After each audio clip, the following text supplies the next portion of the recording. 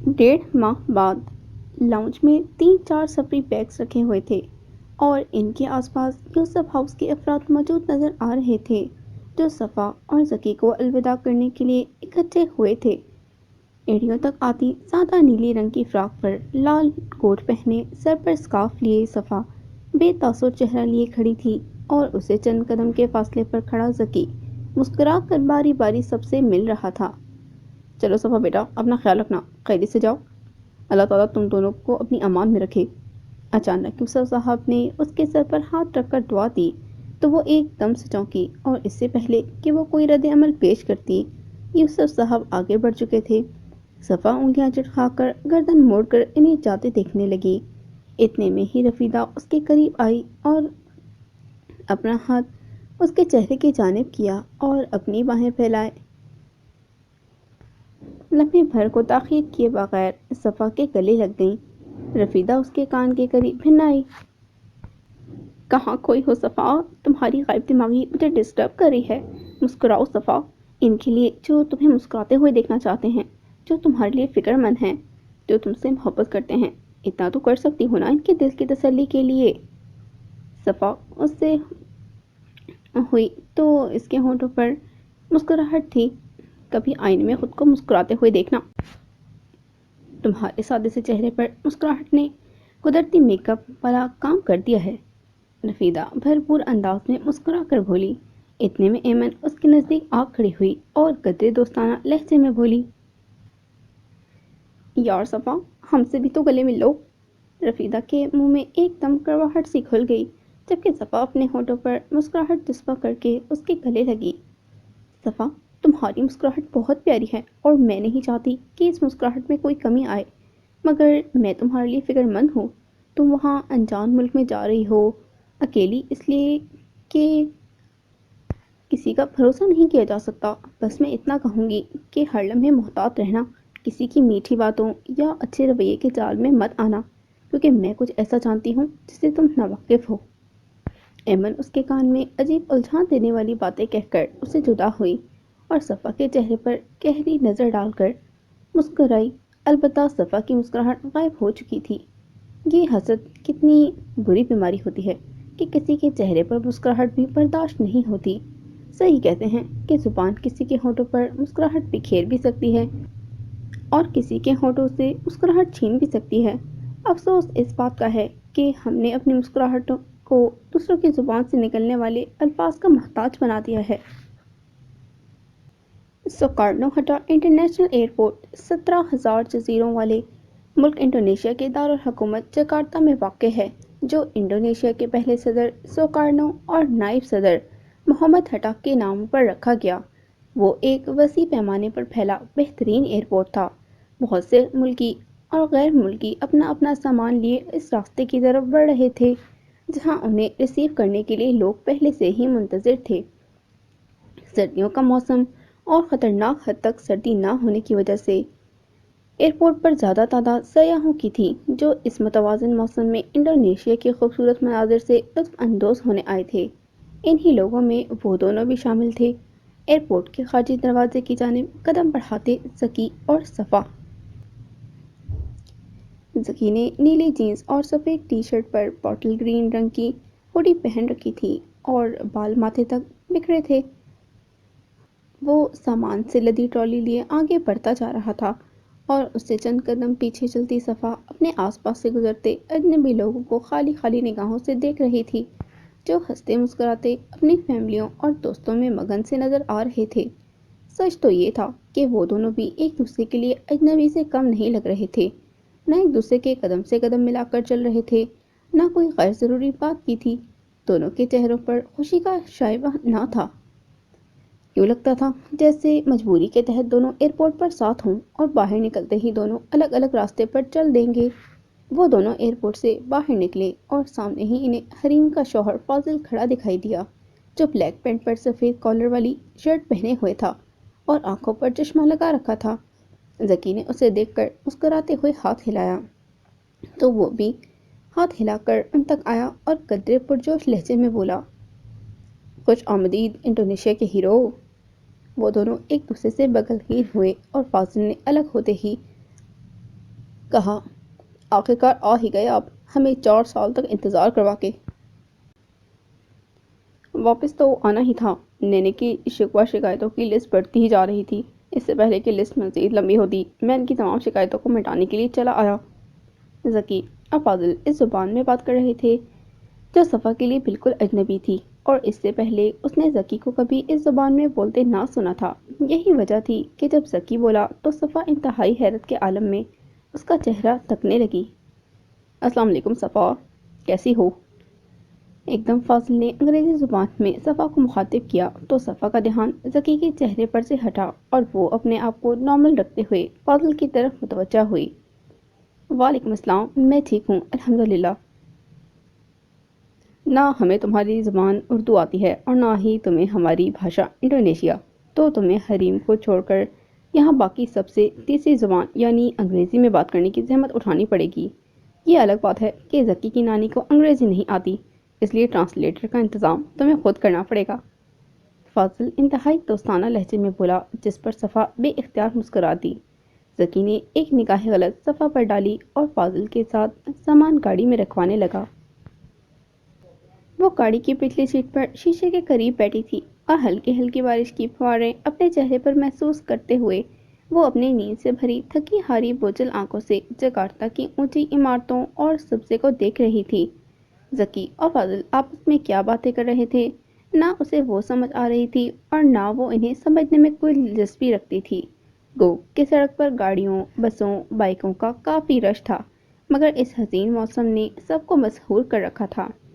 صفا بھی اسی سحر کے زیر اثر تھی۔ تو کیسا محسوس ہو رہا ہے؟ تم واپس جکارتا آ گئے ہو؟ فاضل نے گاڑی ڈرائیو کرتے ہوئے سرسری سے انداز میں ذکی سے پوچھا، جس پر وہ گاڑی کی کھڑکی سے باہر دیکھتے ہوئے دھیمے لہجے میں گویا ہوا۔ ناسٹالجک، لیکن آج وہ خوشی، ایکسائٹمنٹ کچھ بھی محسوس نہیں کر پا رہا ہوں۔ بہت اداس اور خالی خالی سا لگ رہا ہے یہ شہر مجھے۔ وہ اس لیے کہ شاید خاص کر جس کے لیے میں یہاں آتا تھا وہ اب مجھے یہاں نہیں ملے گی۔ ہر چھٹی میں یہاں آتا تھا اور وہ ہمیشہ مجھے ایئرپورٹ لینے آتی تھی چاہے کچھ بھی ہو جائے، اور آج اتنے سالوں بعد میں واپس آیا لیکن وہ مجھے لینے نہیں آئی۔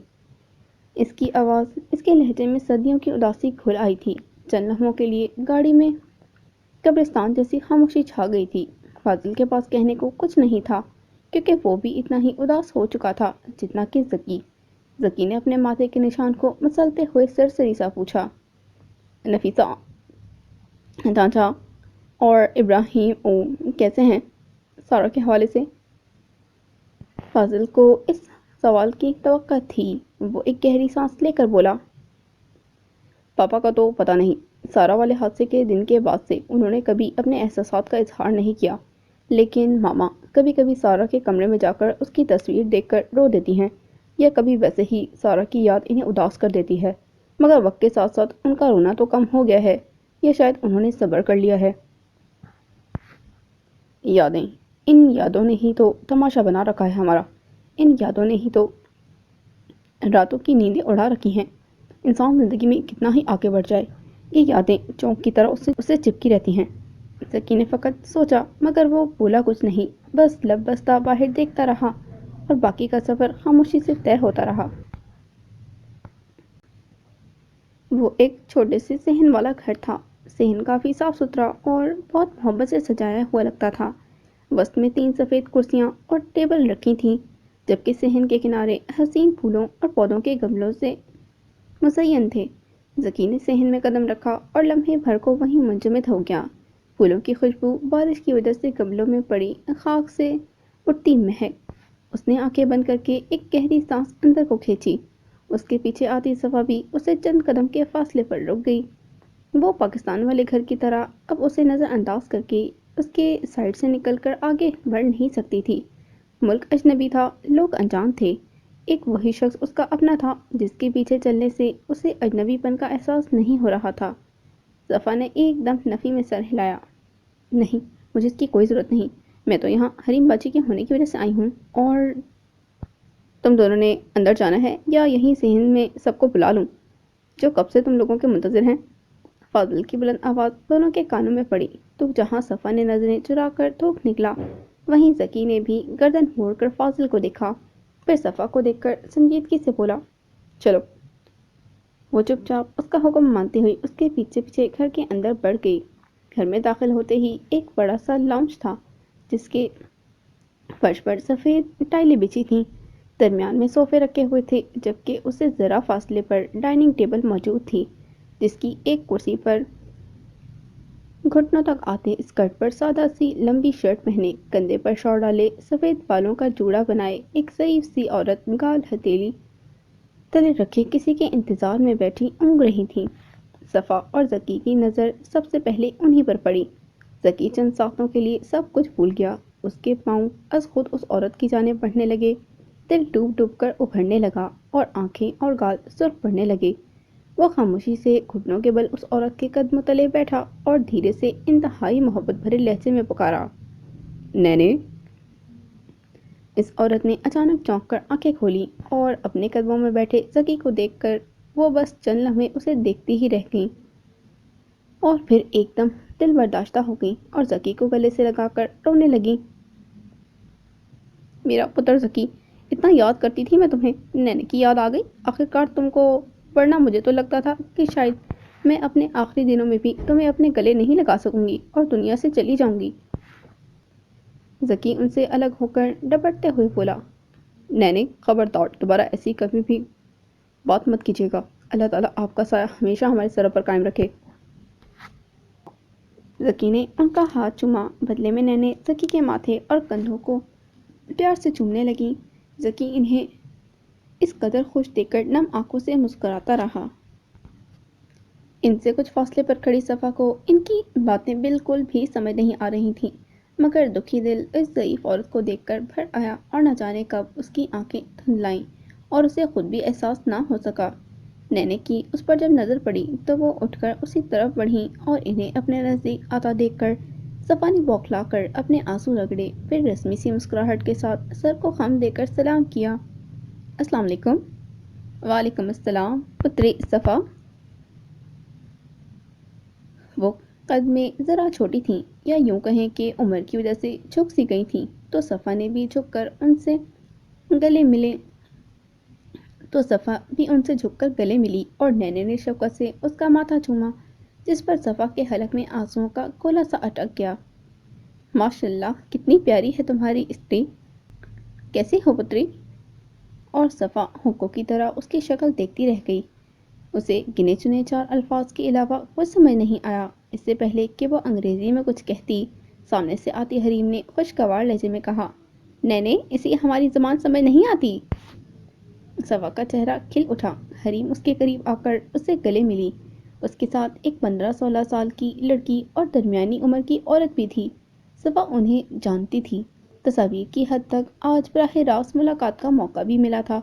وہ لوگ اتنی اپنائیت سے اسے ملی کہ لمحے بھر میں صفا کا دل ہلکا سا ہو گیا۔ نینے نے اپنے سر پر چپت لگائی اور افسوس سے بولی، اوہ میں تو بھول ہی گئی تھی کہ پتری صفا کو بھاشا انڈونیشیا نہیں آتی اور مجھے انگریزی۔ اب میں اس سے کوئی راز کی بات کیسے کروں گی؟ کسی نہ کسی کو ہمارے ساتھ ہونا پڑے گا۔ نینے کی بات پر سب ہنسنے لگے اور وہ ایک بار پھر خود آکورڈ محسوس کرنے لگی۔ صفا کی حالت بھی مجھے بالکل بابا جیسی لگ رہی ہے، ایک دم بلینک۔ تبھی بابا چڑھ جاتے ہیں جب ہم امی سے اس زبان میں بات کرتے ہیں۔ حریم صفا کی شکل دیکھ کر ہنستے ہوئے بولی۔ اتنے میں ذکی بھی ان کے پاس آیا اور بالکل صفا کے برابر میں آ کھڑا ہوا۔ وہ نادانستہ طور پر اسے 2 قدم پیچھے ہو گئی۔ کیسی ہیں آپ تانتا انیسہ اور نبیلہ، تم کتنی بڑی ہو گئی ہو؟ ذکی نے 15 سالہ نبیلہ کو دیکھ کر تعجب سے کہا، آپ ایک ذکی 4 سال بعد کسی کو دیکھیں گے تو وہ مختلف ہی لگیں گے نا؟ نبیلہ ہٹ سے بولی، جس پر ذکی نے ہلکے سے سر کو خم دیا، پھر مسکرا کر بولا، بالکل، تم یقیناً رفیدہ کی کمی محسوس نہیں ہونے دو گی، اس طرح چپڑ چپڑ کرتی ہو۔ پتری حریم صفا کو کمرہ دکھاؤ تاکہ وہ ذرا فریش ہو جائے، جب تک کھانا بھی لگ جائے گا، نینے نے کہا تو حریم سر ہلاتی ہوئی صفا کو چلنے کا اشارہ کرتے ہوئے اسے اپنے ساتھ لے گئی۔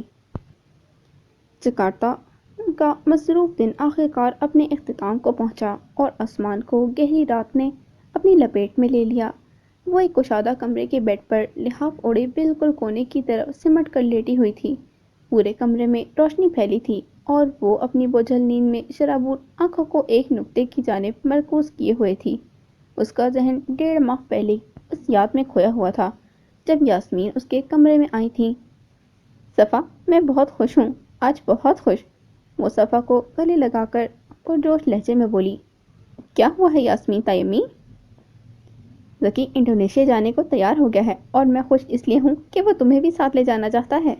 اس لیے کل صبح تم جلدی اٹھ کر تیار ہو جانا، ہمیں پاسپورٹ آفس جانا ہے۔ منع مت کرنا صفا، میری خوشی کی خاطر۔ اچانک دروازہ کھلنے کی آواز پر اس کی یاد کا بلبلہ اٹھا اور اس نے فوراً اپنی آنکھیں موند لیں کہ کمرے میں آنے والے کو لگے کہ وہ کب کی سو چکی ہے، مگر اندر داخل ہونے والا بھی فون پر کسی سے محو گفتگو تھا۔ زکی نے رف سے ٹراؤزر ٹی شرٹ پہن رکھے تھے، بال بکھرے ہوئے تھے اور وہ بھاشا انڈونیشیا میں حریم سے بات کر رہا تھا۔ پتہ نہیں کیسا برتاؤ کریں گے ٹانٹا اور میرے ساتھ، میں نہیں چاہتا کہ مجھے دیکھ کر انہیں تکلیف ہو یا کچھ بھی۔ زکی، تم بہت زیادہ سوچ رہے ہو، ایسا کچھ بھی نہیں ہے۔ وہ دونوں اس واقعے کو ایک حادثہ مان کر اس پر صبر کر چکے ہیں۔ لیکن کیکا، دل میں تو وہ مجھے قصوروار ہی ٹھہراتے ہوں گے نا۔ زکی، کیا تم خود کو قصوروار سمجھتے ہو؟ زکی خاموش ہو گیا، اس کے پاس کوئی جواب نہ تھا۔ بس اب میں مزید کچھ نہیں سننا چاہتی۔ اگر تم خود کو قصوروار ٹھہراتے ہو تو ان سے نہ ملنا تاکہ وہ واقعی تمہیں مجرم سمجھے، اور اگر تم نے کچھ غلط کیا ہی نہیں ہے تو تم بہادری سے ان سے ملو گے۔ کل تیار رہنا میرے گھر آنے کے لیے، پھر وہاں سے ان کے گھر چلیں گے۔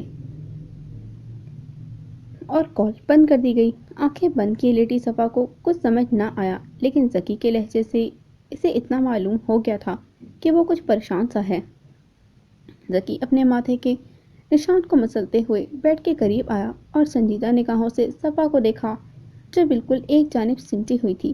اس نے ناگواری سے سر جھٹکا اور تکیہ اٹھا کر سامنے والے صوفے پر جا لیٹا جو اس کے قد سے قدرے چھوٹا تھا، اور وہ اوپر چھت کو تکنے لگا۔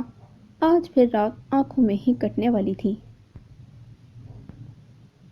جکارتہ میں صبح کا سورج آج پھر بادلوں میں چھپ گیا تھا، لیکن اب تک بارش نہیں برسی تھی، اس لیے سب اپنے اپنے کاموں پر جانے کے لیے تیار لگتے تھے۔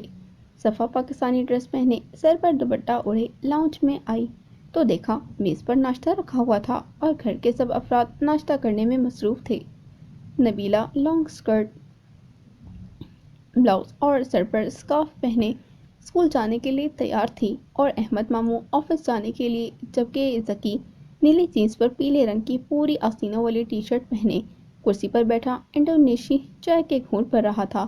اس کے گیلے بال ماتھے پر بکھرے تھے۔ صفا نے میز کے پاس پہنچ کر مسکراتے ہوئے سلام کیا، جس پر نبیلہ چہک کر بولی، وعلیکم السلام، سلامت پاکی۔ صفا نے ناسمجھی سے اسے دیکھا۔ مطلب صبح بخیر، آؤ بیٹھو صفا، ناشتہ کر لو۔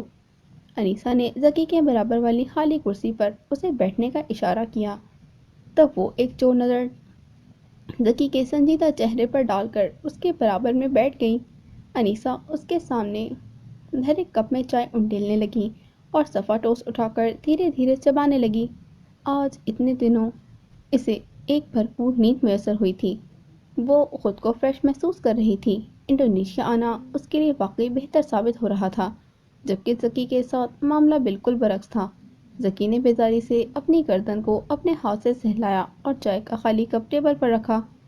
نینے اس پر گہری نظر ڈال کر بولی، کیا ہوا زکی، گردن میں تکلیف ہے کیا؟ چہرہ بھی بجھا سا لگ رہا ہے، نیند بری نہیں ہوئی تمہاری؟ زکی ایک دم سیدھا ہوا اور نینے کو دیکھ کر مسکراتے ہوئے نفی میں گردن ہلائی۔ نہیں نینے، بس وہ جو بیڈ رکھا ہے میرے کمرے میں، اس کا گدا بہت سخت ہے، میں اس پر سو نہیں سکا۔ کیا مجھے میرا سنگل بیڈ واپس نہیں مل سکتا؟ اگر وہ کسی کو نہیں دیا ہے تو میرے کمرے میں سے سیٹ کروا دیں۔ ڈائننگ ٹیبل کے گرد بیٹھے سب افراد عجیب نگاہوں سے زکی کو دیکھنے لگے، البتہ صفا چپ چاپ ناشتہ کرتی رہی۔ ان کی باتیں ویسے بھی اس کے سر کے اوپر سے گزر رہی تھیں۔ ذکی نے ان سب کی مشکوک نظروں کو اپنے چہرے پر پایا تو ایک دم زور سے ہنسا۔ صفا کرنے والا منہ میں لے جاتے ہاتھ کانپ گئے۔ آپ سب مجھے ایسے کیوں دیکھ رہے ہیں؟ میرا کوئی جھگڑا نہیں ہوا ہے میری بیوی سے، میں تو بس اپنی سہولت کے لیے کہہ رہا تھا۔ نیند پوری نہیں ہوگی تو یوں بھی کبھی سر میں کبھی گردن میں درد ہی ہوتا رہے گا۔ صفا تمہاری سوامی ہے، تمہارا جھگڑا تو نہیں ہوا؟ انیسا نے انگریزی میں صفا کو مخاطب کیا تو صفا نے سوالیہ نگاہوں سے ان کی طرف دیکھا اور دھیمے لہجے میں بولی، کون سوامی؟ ایک بار پھر سب ہنس دیے۔ سوامی مطلب شوہر۔ انیسا کی بات سن کر صفا نے بے اختیار ذکی کو دیکھا۔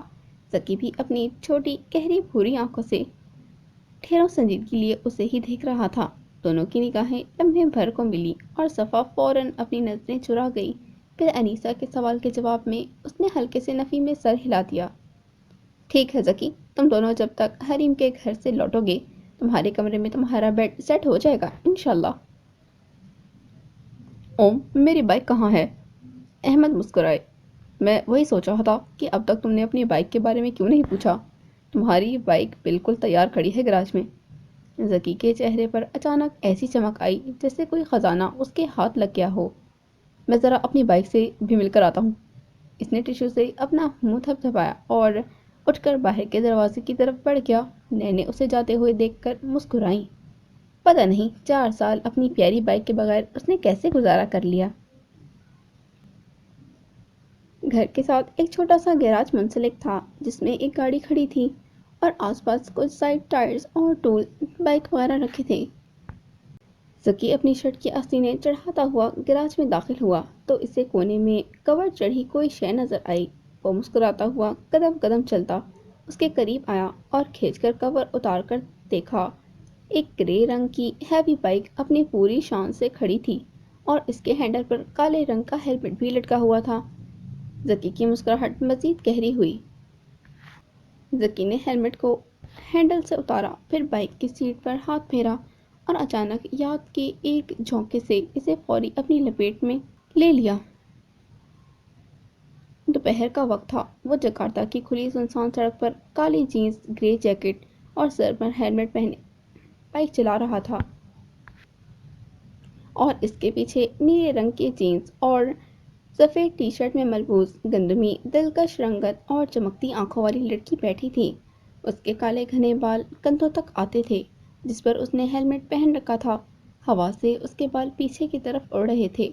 ذکی نے منہ میں کچھ چباتے ہوئے سرسری سے انداز میں اس لڑکی کو مخاطب کیا، سارا، میرے پاکستان جانے کے بعد تم میری بائک کا خیال رکھو گی نا؟ ظاہر سی بات ہے، بہت خیال رکھتی ہوں، سارا پر اعتماد لہجے میں بولی، مگر ذکی پھر بھی مطمئن نہ ہو پایا تھا۔ اچھا تو پھر مجھے ایسا کیوں لگتا ہے کہ میری بائک ریپیئر کروائی گئی ہے؟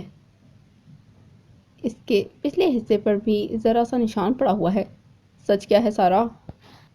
سارا تھوک نکل کر بس آواز میں بولی، وہ ذکی، تم نے کہا تھا نا کہ اپنا دماغ کاروباری بناؤ اور یہ کہ چھوٹی چھوٹی چیزوں سے بھی اگر ہم چاہیں تو بزنس شروع کر سکتے ہیں، ہے نا؟ ہاں کہا تو تھا، ذکی عام سے انداز میں بولا۔ ہاں تو میں نے تمہاری بائک کے ساتھ بزنس شروع کیا تھا۔ 200 روپیہ فی گھنٹہ چلانے کے لیے دیتی تھی اسکول اور محلے کے لڑکوں کو، مگر زیادہ ایکسیڈنٹ نہیں ہوا، انہوں نے بس ایک بار کسی گاڑی کے ساتھ ہو گیا تھا، ایک دفعہ درخت سے ٹکرا گئی تھی اور یہ جو نشان ہے اس لیے ہوا ہے کہ بائک کو پیچھے سے مارا گیا تھا۔ اور ذکی نے ایک جھٹکے سے بائک روکی اور غصے میں ہیلمٹ اتار کر خود بھی بائک سے اترا اور غصے سے سارا کو گھورا۔ یہ خیال رکھتی ہو تم میری بائک کا؟ تم نے میری بائک سے بزنس شروع کرنے کا سوچا بھی کیسے؟ اور اتنے ایکسیڈنٹس! اب تو میں اسے تمہاری پہنچ سے بھی دور رکھوں گا۔ سارا نے حیرانگی سے اس کا چہرہ دیکھا۔ تم اس کچرا بائک کے لیے مجھے اتنی باتیں سنا رہے ہو؟ اترو میری بائک سے۔ ذکی کا مزید دماغ گھما۔ سارا بھی چڑھ کر اتری اور زور سے بائک پر لات ماری۔ تمہاری ہمت کیسے ہوئی میری بائک کو لات مارنے کی؟ تمہاری سڑی ہوئی بائک کو لات نہیں بلکہ آگ لگا دینی چاہیے۔ اچھا، اب اکیلی آتی رہنا گھر، میں چلا۔ وہ بائک پر بیٹھا، ہیلمٹ پہنا اور بائک اسٹارٹ کر کے زن سے بھگا لے گیا۔ ذکی مجھے بھی ساتھ لے جاؤ ورنہ بائک چلانے کے قابل نہیں چھوڑوں گی تمہیں۔ یاد کی دھن چٹی اور ذکی واپس ہال میں آیا۔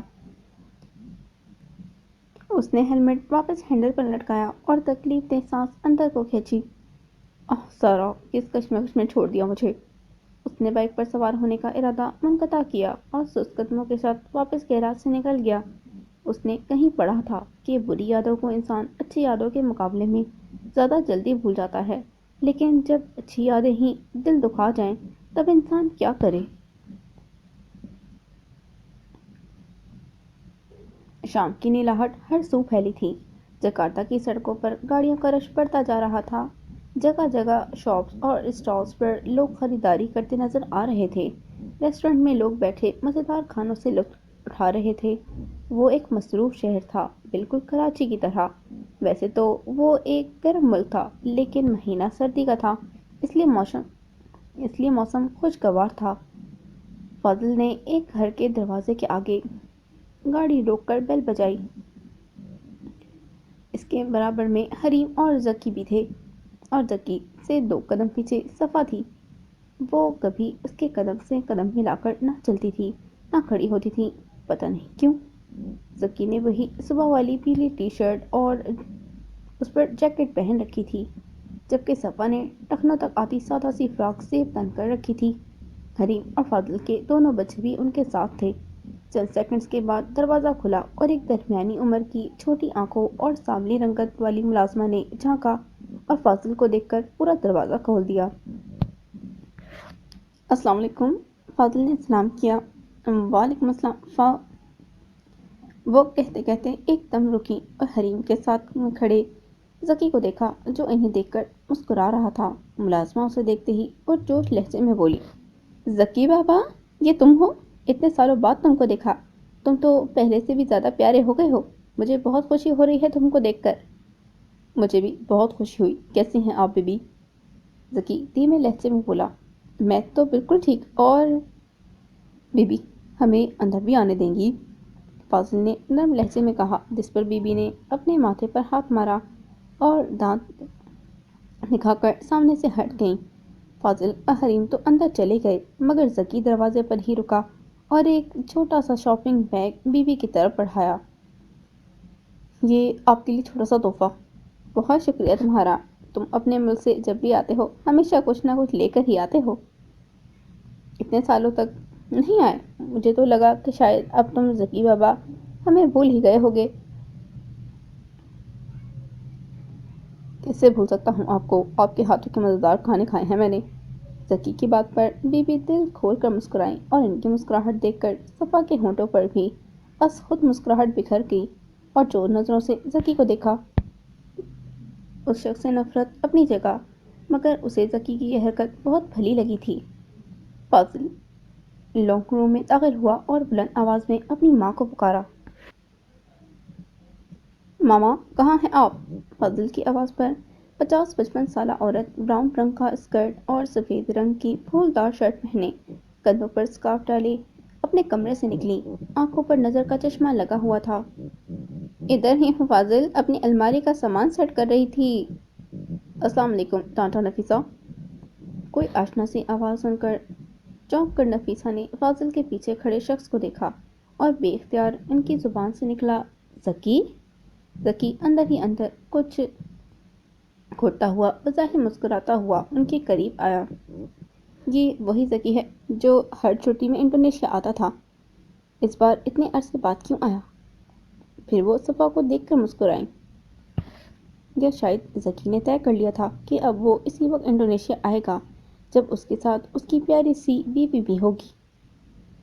ذکی سر جھکا کر پھیکا سا مسکرایا، پھر کندھے اچکا کر بولا، بس یہی سمجھ لیں۔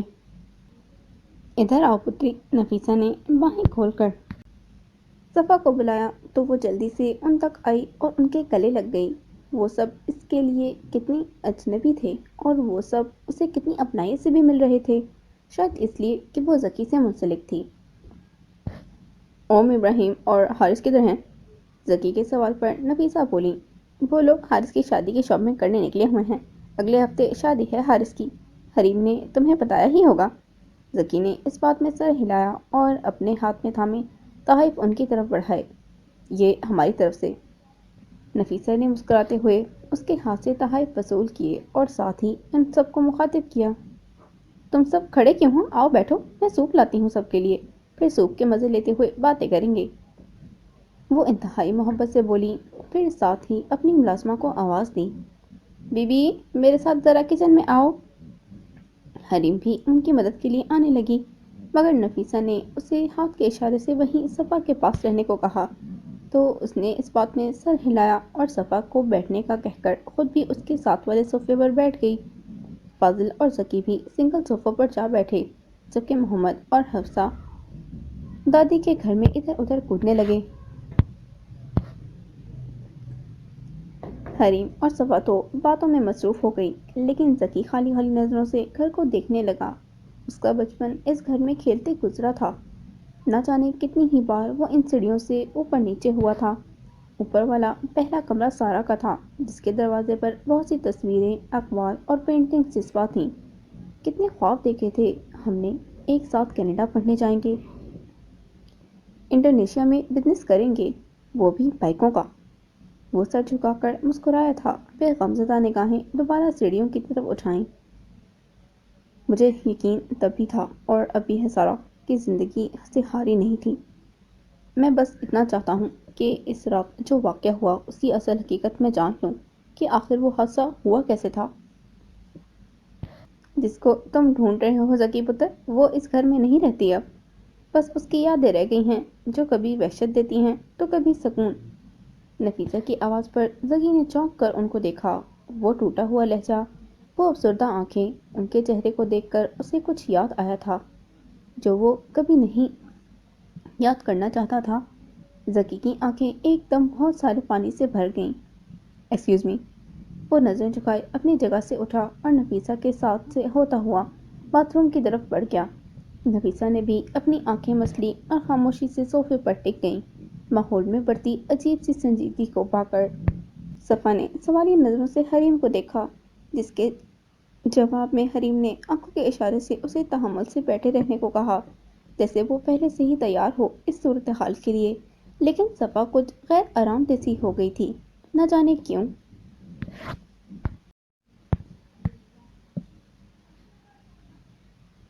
باتھ روم میں جا کر ذکی نے دروازہ بند کیا اور گہرے گہرے سانس لیے۔ اس کا چہرہ اور آنکھیں سرخ پڑ رہی تھیں۔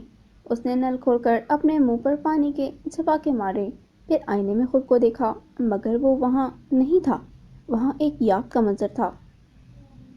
بتاؤ کیا کیا تم نے اس لڑکی کے ساتھ، بولو۔ زور سے اس کی کمر پر پولیس نے لاٹھی ماری، وہ در سے کراہا۔ خودکشی سے پہلے اس کے فون میں آخری میسیجز تمہارے بارے میں تھے۔ اس نے خودکشی نہیں کی ہے، سمجھ نہیں آتی کیا آپ لوگ کو یہ بات۔ وہ حلق کے بل اتنی زور سے چلایا تھا کہ اس کے گلے میں خراش سی پیدا ہو گئی۔ پولیس والے پر چیختا ہے۔ اس بری اور سرمئی وردی والے نے اس کے ماتھے پر اتنی زوردار ضرب لگائی کہ اس کی پیشانی کی جلد پھٹ گئی۔ ذکی کے منہ سے ایک سسکی نکلی اور اس نے اپنے ماتھے پر ہاتھ رکھا، اپنا چہرہ نیچے کی طرف جھکایا اور دیکھتے ہی دیکھتے اس کی پیشانی سے نکلتا خون اس کے گال سے ہوتا ہوا زمین پر ٹپکنے لگا۔ اس کا ہاتھ بھی لہو لہان ہو گیا تھا۔ اس کی چھوٹی بھوری آنکھوں سے از خود آنسو بہہ رہے تھے اور اپنی جگہ پر وہ سن پڑا تھا اور سر چکرا رہا تھا۔ درد حدیں پار کرنے لگا تھا۔ یہ کیا کیا تم نے؟ دوسرے پولیس والے نے ذکی کو ضرب لگانے والے پولیس کے کان میں غصے سے سرگوشی کی۔ اتنے میں ایک نسوانی آواز ان کے کانوں میں پڑی، چھوڑ دو اسے۔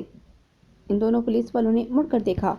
اس نے کچھ نہیں کیا ہے، مجھے کوئی کیس نہیں کروانا اپنی بیٹی کا، وہ بس ایک حادثہ تھا، مجھے کسی کو سزا نہیں دلوانی، نکالو ذکی کو لاک اپ سے، اس کا خون بہہ رہا ہے۔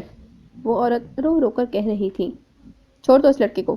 باہر موجود آفیسر نے لاک اپ میں موجود پولیس والوں کو آرڈر دیا تو ان دونوں نے ذکی کو بازوؤں سے پکڑ کر کھڑا کیا اور لاک اپ سے باہر لائے۔ اس کا چہرہ خون خون ہو رہا تھا۔ کیا حال کر دیا تم ظالموں نے اس کا، جلدی کوئی ایمبولینس بلواؤ۔ نفیسہ اسے دیکھ کر چیخ کر بولی۔ ذکی کو ایک کرسی پر بٹھایا گیا اور نفیسہ آگے بڑھ کر اپنے اسکارف سے اس کے ماتھے کے زخم سے بہنے خون کو جذب کرنے لگی اور ذکی کی نیم وا آنکھیں انہیں دیکھ کر روتی ہوئی آواز میں وہ کہتا، میں بے قصور ہوں ٹانٹا، میں نے سارا کے ساتھ کچھ غلط نہیں کیا، سارا نے خودکشی نہیں کی، یہ لوگ الزام لگا رہے ہیں۔ یاد کا دھواں چھٹا اور وہ خود کو آئینے میں نظر آیا۔ اس کی آنکھیں اور چہرہ سرخ ہو رہا تھا۔ اس نے جبڑے کھینچ رکھے تھے۔ ذکی نے اپنے ماتھے کے نشان کو چھوا۔ اسے لگا جیسے زخم اب تک تازہ ہو۔ وہ اس کی زندگی کی سب سے بھیانک یادیں تھیں۔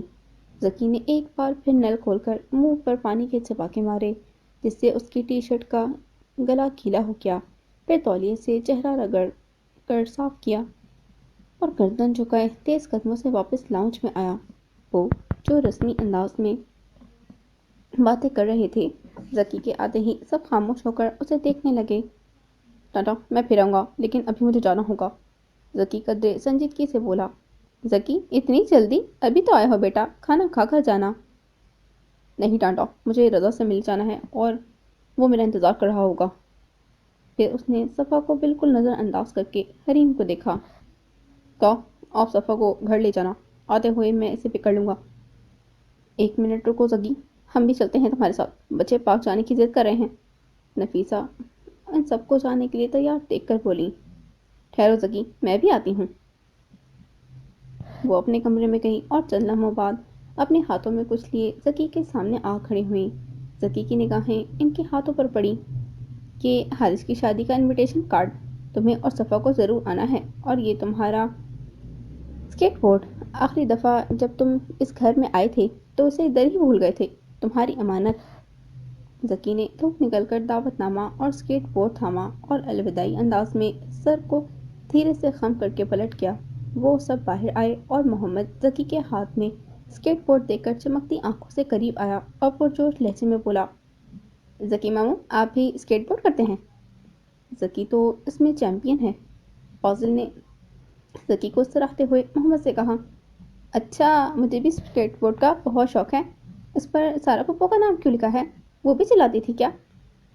محمد کے سوال پر ذکی نے اسکیٹ بورڈ کے اوپری حصے کو دیکھا جس پر اسپرے سے سارا کا میٹھا میٹھا سا نام لکھا تھا جسے محمد نے پڑھ لیا تھا۔ ذکی کو ایک دم کچھ یاد آیا اور وہ مسکرا کر بولا،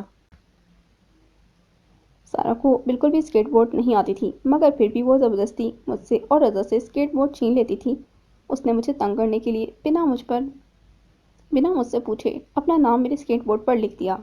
اس دن مجھے بہت غصہ آیا تھا اور میں نے اسے چیلنج کیا کہ اب وہ اسکیٹ بورڈ چلا کر دکھائے بغیر کسی سہارے کے۔ اس نے انا میں چیلنج قبول تو کر لیا، لیکن اسکیٹ بورڈنگ کرتے وقت اتنی زور سے گری کہ اسکیٹ بورڈنگ سے توبہ کر لی۔ میں اور رضا اس دن اتنا ہنسے تھے کہ بس، اور سارا… وہ کہتے کہتے چپ سا ہو گیا۔ آپ بہت مس کرتے ہیں نا سارا پھپھو کو؟ میں بھی انہیں مس کرتا ہوں۔ تم سارا سے کتنا ملے ہو محمد جو اسے مس کرتے ہو؟ فاضل نے محمد کے سر پر ہاتھ رکھ کر محبت سے پوچھا۔ ماما نے بتایا تھا کہ جب میں بہت چھوٹا تھا سارا پھپھو مجھ سے بہت پیار کرتی تھی، میرا خیال بھی رکھتی تھی، اس لیے میں انہیں مس کرتا ہوں۔ محمد کی بات پر حریم اور فاضل ہنسے جبکہ ذکی نے مسکرا کر اسکیٹ بورڈ محمد کی طرف بڑھایا۔ یہ تم رکھ لو۔ واقعی؟ ذکی نے اس بات میں سر ہلایا۔ محمد نے جھٹ سے اسکیٹ بورڈ تھام لیا۔ تھینک یو ذکی ماموں۔ ذکی نے اس کے بکھرے بال اور ذرا سی گردن موڑ کر پیچھے کھڑی صفا کو دیکھا۔ صفا کی غلطی کہ وہ بھی اسے ہی دیکھ رہی تھی، کچھ عجیب تھا ذکی کی آنکھوں میں۔ صفا کا دل زوروں سے دھڑکا اور وہ نظریں چرا سی گئی۔ جا رہا ہوں میں، کھانا بھی باہر ہی کھا کر آؤں گا، ذکی نے دھیمے لہجے میں صفا سے کہا، جس پر صفا نے حیرت سے نگاہیں اٹھا کر اسے دیکھا۔ صفا کو بالکل بھی توقع نہ تھی کہ ذکی اسے یوں اہمیت دے کر بتائے گا کہ وہ جا رہا ہے۔ وہ بس سنجیدگی سے اتنا کہہ کر اپنی بائک پر سوار ہوا اور ان سب کی نگاہوں سے دور ہوتا چلا گیا اور صفا کو بہت سی الجھنوں میں چھوڑ گیا۔ وہ ایک وسیع و عریض پارک تھا جس میں ایک چھوٹا سا دریا تھا۔ اس دریا کو عبور کرنے کے لیے ایک چھوٹا سا برج تھا جس پر وہ دونوں ہاتھوں میں جوس کی گلاسز لیے کھڑی تھی۔ صفا چپ چاپ دور خلا کو گھور رہی تھی جب حریم نے بات کا آغاز کیا۔ میری نند سارا کے بارے میں تو تم جانتی ہو نا، اچانک جو اس کا انتقال ہوا تھا 4 سال پہلے۔ 22 سال کی تھی وہ جب اس کا انتقال ہوا تھا۔ ذکی کی ہم عمر تھی۔ کچھ لوگ کہتے ہیں کہ وہ بس ایک حادثہ تھا لیکن کچھ کہتے ہیں کہ اس نے خودکشی کی تھی۔ صفا حریم کی باتیں دھیان سے سننے لگی۔ ذکی اور سارا بچپن میں ایک دوسرے کے بہت گہرے دوست تھے۔ امی اور نفیسہ آنٹی بھی بچپن کی سہیلیاں تھیں، اس لیے ہم بھی ایک دوسرے کے ساتھ فیملی کی طرح رہتے تھے، اور فاضل سے شادی کے بعد تو میں ویسے بھی ان کی فیملی کا حصہ ہوں۔ خیر، تمہیں ذکی کا رویہ کچھ عجیب لگ رہا ہوگا کیونکہ وہ ڈسٹربڈ ہے ذرا۔ اتنے سال وہ شاید اس لیے نہیں آیا کہ اسے یہاں آ کر اپنا آپ مجرم لگتا ہے۔ صفا نے نہ سمجھی سے حریم کو دیکھا۔ مجرم؟ لیکن کیوں؟ حریم نے بے اختیار اپنا ہونٹ کاٹا۔ اسے یہ نہیں کہنا چاہیے تھا۔ کیا ذکی نے تمہیں اس بارے میں کچھ نہیں بتایا؟ صفا نے نفی میں سر ہلایا۔ بہتر یہی ہے کہ وہ تمہیں خود بتائے، ویسے کوئی اتنی بڑی بات نہیں ہے، تمہارا اس بارے میں سوچنا فضول ہے۔ پھر اس نے اپنے ہاتھ میں بندھی گھڑی میں وقت دیکھا۔ چلو بچوں کے پاس چلتے ہیں، پھر وہیں گھر کے لیے نکل جائیں گے۔ حریم، سارا اور ذکی کی باتوں کو گول مول کر گئی۔ صفا واقعی میں جاننا چاہتی تھی، مگر حریم کے رویے سے اسے یوں لگا جیسے وہ صفا کو خود سے کچھ نہیں بتانا چاہتی ہو، تو اسے مزید اس بات کو کریدنا صحیح نہیں لگا، اور وہ خاموشی سے حریم کے ساتھ چلنے لگی۔ وہ ایک کیفے میں داخل ہوا جہاں معمول کی کہما کہمی تھی۔ لوگ کرسیوں پر بیٹھے باتیں کرنے اور ساتھ ساتھ کافی اور جوسز پینے میں مصروف تھے، اور ویٹرز ادھر ادھر آرڈر لینے اور سرو کرنے میں۔ اس کیفے میں اکثریت نوجوانوں کی ہی نظر آتی تھی۔ ذکی نے چاروں جانب نگاہیں گھمائیں اور سامنے ایک خالی ٹیبل کو دیکھ کر اس کا دل دھڑکا۔ اچانک اس کے قریب سے دو نوجوان لڑکے اور ایک لڑکی گزری، اور وہ تینوں ہنستے ہوئے باتیں کرتے ہوئے اس خالی ٹیبل پر جا بیٹھے۔ ایک لڑکے کے بال کندھوں کو چھو رہے تھے، جبکہ دوسرے لڑکے کے بال ماتھے پر بکھرے تھے۔ اس کی آنکھوں میں چمک تھی۔ وہ ہنسا تو اس کے سفید موتیوں جیسے خوبصورت دانت واضح ہوئے۔ اس کے ساتھ بیٹھی لڑکی، جس نے گلابی رنگ کی شرٹ پہنی ہوئی تھی، انگلیوں کے اشارے سے ویٹر کو 3 کپ کافی لانے کو کہا، اور ساتھ ہی ان دونوں لڑکوں کی کسی بات پر چڑھ کر انہیں اپنے پر سے مارنے لگی، پھر خود بھی ان کے ساتھ ہنس دی۔ ذکی! اچانک کسی نے اس کے کندھے پر ہاتھ رکھ کر اس کا نام پکارا تو اس نے چونک کر گردن موڑی۔ وہ رضا تھا۔ وہ دونوں گرم جوشی سے ایک دوسرے کے گلے لگے۔ انڈونیشیا میں ایک بار پھر خوش آمدید، کیسے ہو؟ رضا نے خوش دلی سے کہا، جس پر ذکی نے مسکراتے ہوئے ایک چور نظر اس ٹیبل پر ڈالی جو بالکل خالی تھی۔ وہ بس ایک خاموش یاد تھی، سارا، ذکی اور رضا کی۔ میں ٹھیک، تم بتاؤ؟ آؤ بیٹھ کر حال احوال کرتے ہیں۔ رضا ذکی کے کندھے پر ہاتھ رکھ کر اسے ایک ٹیبل تک لے آیا اور دونوں آمنے سامنے بیٹھ گئے۔ رضا نے ویٹر کو 2 کپ کافی لانے کو کہا، پھر ذکی کی جانب متوجہ ہوا۔ اور سناؤ ذکی، اتنے سالوں تک اپنی شکل کیوں گم رکھی تم نے؟ بس کچھ مصروفیات تھیں، پڑھائی کے لیے کینیڈا چلا گیا تھا، اس لیے انڈونیشیا نہ آ سکا۔ ذکی کے نپے تلے جواب پر رضا نے عجیب انداز میں مسکراتے ہوئے سر کو خم دیا۔ بہتر۔ ذکی اس کے رویے اور اس کے حلیے کو بغور دیکھتے ہوئے بولا، تم بہت مختلف لگ رہے ہو رضا، تمہارے کندھوں تک آتے بال، کلین شیو چہرہ، کول ٹی شرٹ، وہ سب کہاں گیا؟ جو لگ رہا ہے جیسے ابھی ابھی کسی جاب کے لیے انٹرویو دے کر آ رہے ہو۔ جاب کے لیے انٹرویو تو نہیں دے کر آیا، بلکہ 1 سال سے آفس میں جاب کر رہا ہوں، اس لیے ایسی ہی ڈریسنگ کا عادی ہو گیا ہوں۔ اور دوسری بات یہ کہ مختلف تو تم بھی لگ رہے ہو، اور وقت کے ساتھ کون نہیں بدلتا، انسان وقت کے ساتھ چلنے کی کوشش کرتا ہی ہے۔ ذکی اس کی بات کاٹ کر ایک دم کھوئے کھوئے سے انداز میں بولا، مگر کبھی کبھی ذہن پیچھے ہی رہ جاتا ہے، زمانہ ماضی میں بھٹک جاتا ہے، اسے کیسے آگے کا راستہ دکھایا جائے۔ شاید ذہن کو لگتا ہے کہ ماضی میں کچھ ادھورا ہی رہ گیا ہے، یا کوئی ایسا معمہ جو حل نہ ہوا ہو، اسی لیے شاید وہ اس مسئلے کو حل کے بغیر ہی آگے نہیں بڑھ پاتا۔ پھر چند لمحوں کے لیے ان دونوں کے درمیان خاموشی چھا گئی۔ جب ویٹر نے آ کر ان کے سامنے کافی رکھی تو ذکی نے سر جھٹک کر کافی تھامنے کے لیے ہاتھ بڑھایا۔ اس کی انگلی میں پہنی انگوٹھی کو دیکھ کر رضا پوچھ اٹھا، منگنی ہو گئی ہے کیا؟ ذکی نے مسکرا کر نفی میں سر ہلایا، نہیں، یہ منگنی کی انگوٹھی نہیں ہے، یہ مجھے تحفے میں ملی ہے۔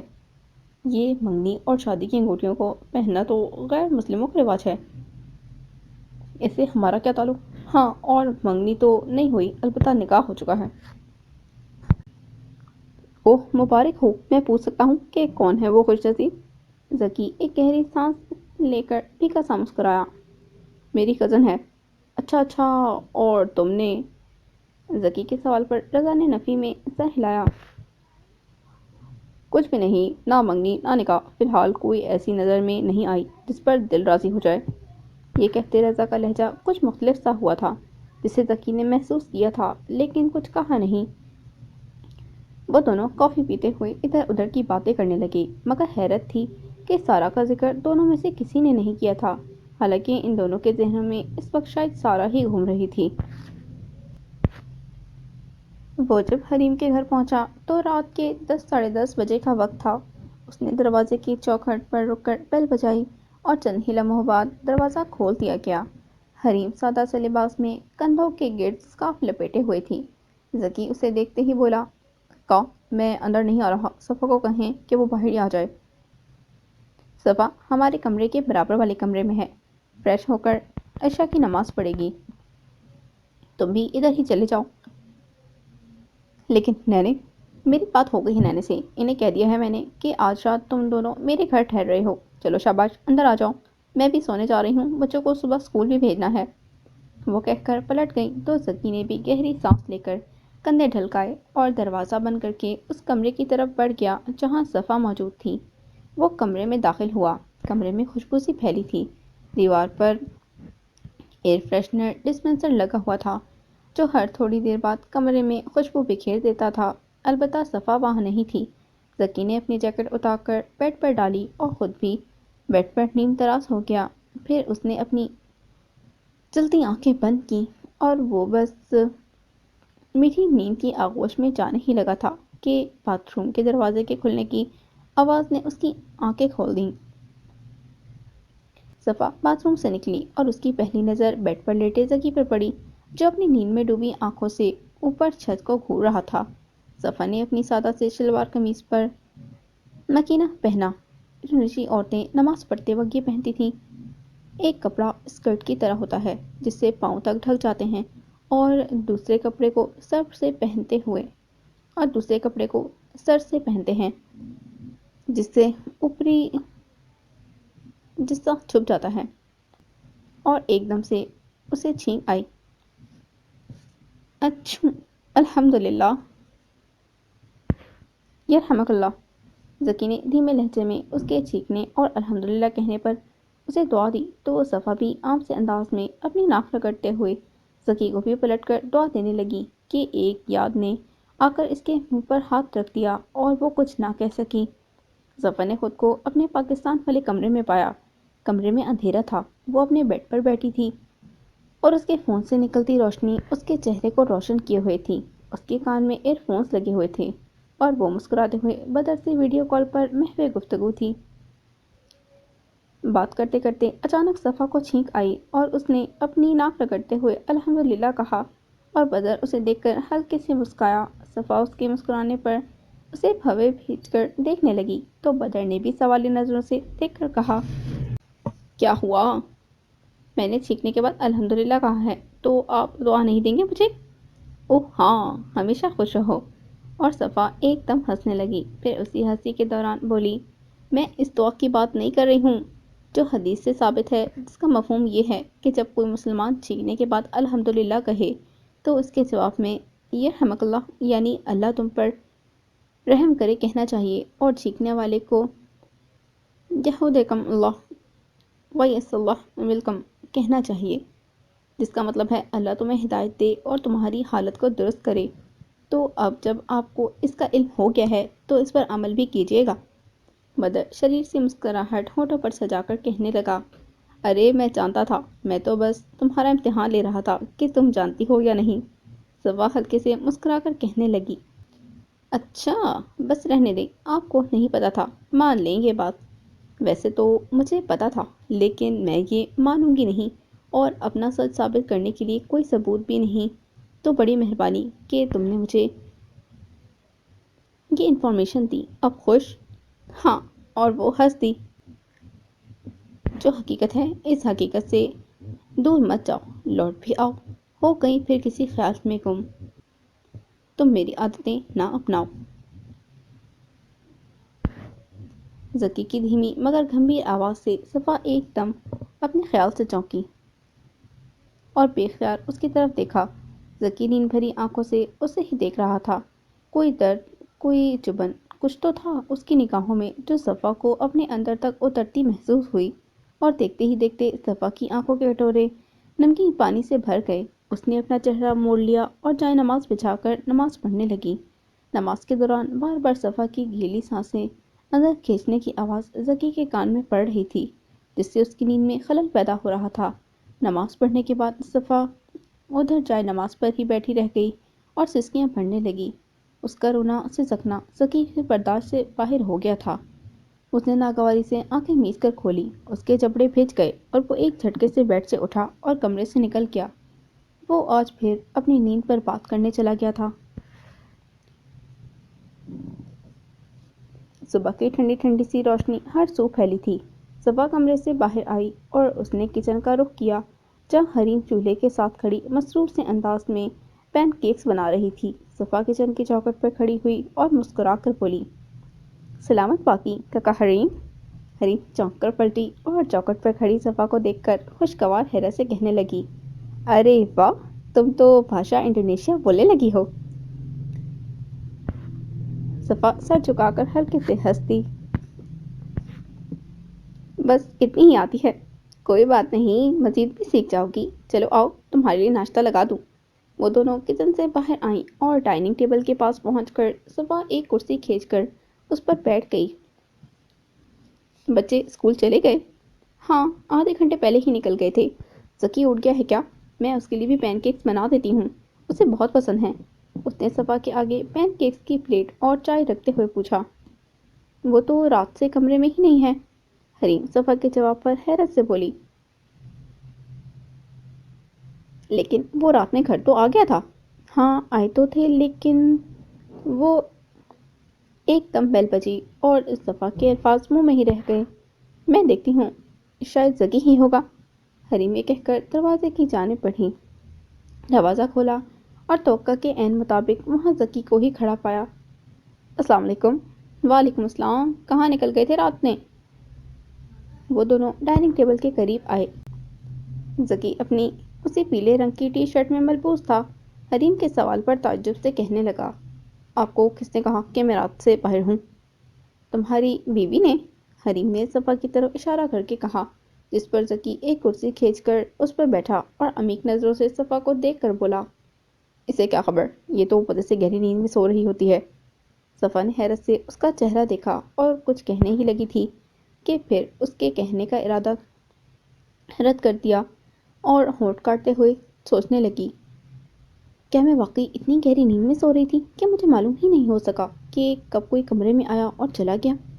اتنے میں ہی ذکی کی جیب میں رکھا فون بجنے لگا۔ اس نے فون نکال کر کال کرنے والے کا نام پڑھا اور کال اٹھا کر فون کان سے لگایا۔ السلام علیکم، جی ننے، اچھا، انا للہ و انا الیہ راجعون، جی ٹھیک ہے، اوکے۔ ذکی نے نپی تلی بات کر کے فون رکھا۔ کیا ہوا ذکی؟ حریم فوراً سے پوچھ پڑی۔ انیسہ مامی کے کسی قریبی رشتہ دار کا انتقال ہو گیا ہے، تو وہ اور احمد ماموں وہاں گئے ہیں، اور نینے اور نبیلہ ہی گھر میں ہیں، اس لیے نینے مجھے اور صفا کو گھر بلا رہی ہیں۔ مجھے آج صفا کو بوتیک لے کر جانا ہے حارث کی شادی کا ڈریس لینے کے لیے، اور بھی شاپنگ کرنی ہے۔ تم نینے کے چہیتے ان کے پاس چلے جاؤ، میں صفا کو شام تک چھوڑ دوں گی۔ ذکی نے حریم کی بات پر بے نیازی سے کندھے اچکائے اور موبائل استعمال کرنے لگا، جبکہ صفا وہ تو اسی تذبذب میں رہ گئی کہ آخر وہ اتنی گہری نیند کیسے سو سکتی ہے۔ جکارتا کی سڑکیں رات میں بھی رواں دواں تھیں۔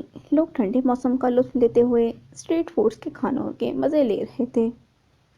ایسے میں ذکی اور نینے ڈائننگ ٹیبل پر آمنے سامنے بیٹھے باتوں میں مصروف تھے، اور نبیلہ ان سے کچھ فاصلے پر صوفے پر بیٹھی موبائل پر کچھ دیکھ رہی تھی۔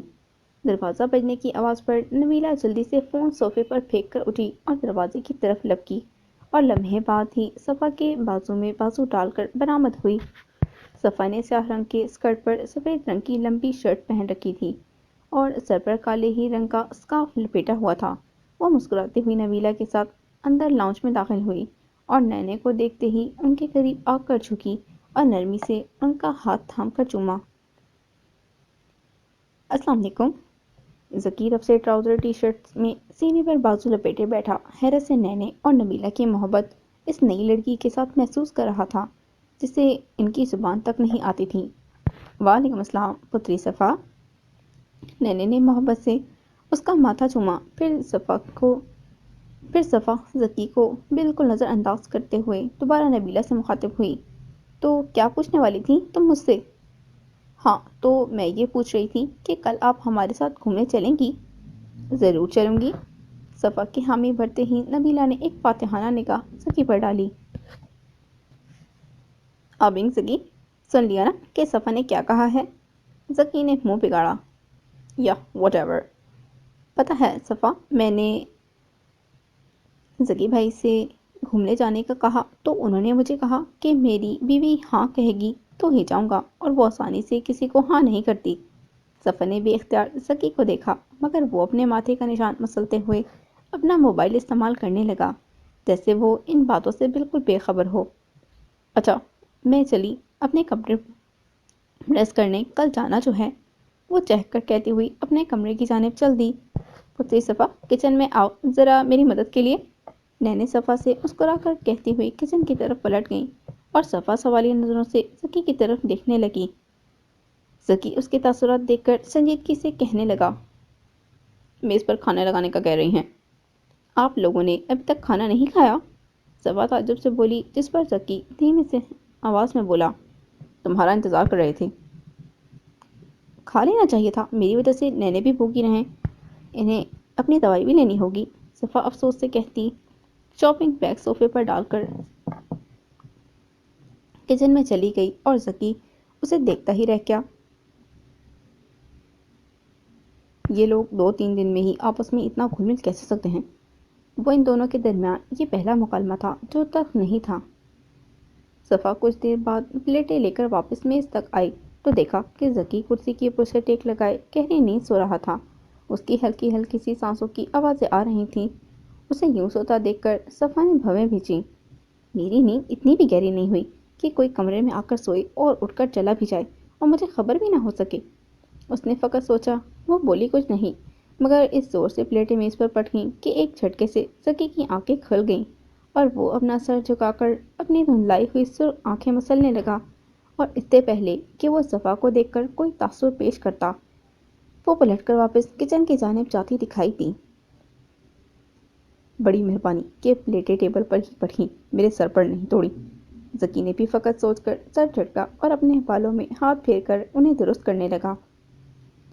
کھانا میز پر لگ چکا تھا اور نینے اپنی مخصوص کرسی پر براجمان ہو چکی تھیں۔